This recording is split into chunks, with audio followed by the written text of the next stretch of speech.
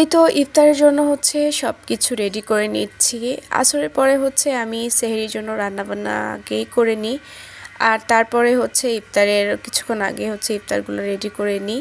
তো আজকে তো হালকা পাতলা কিছু ইফতার রেডি করে নিচ্ছি, কারণ ইফতার করার পরে হচ্ছে আর্লি ভাত খেয়ে তারপর আবার ঘুমিয়ে যাব। কেন জানি আমার কাছে মনে হয় যে ইফতার করার পর আমার এত বেশি ঘুম পায়, কি বলবো, ইফতার করে নামাজ পড়ে মনে হয় যে আমার ঘুম চলে আসে।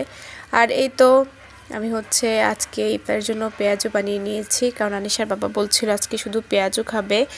তো এই যে বসে বসে হচ্ছে আনিশা খেয়ে নিচ্ছিল, আর সাথে হচ্ছে আনারস দিয়ে একটু জুস বানিয়ে নিয়েছি। এটা আনিশার বাবার পছন্দ, রোজার মাসে ও আনারসের জুসটা খেতে পছন্দ করে। আর সাথে হচ্ছে আনিশার পছন্দ তরমুজ, তো এটা অলওয়েজ এই দুইটা জিনিস কম বেশি আমাদের বাসায় থাকে আর কি।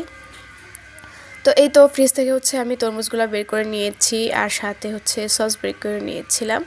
এই তো আলহামদুলিল্লাহ এগুলাই ছিল হচ্ছে আমাদের গতকালকের ইফতার।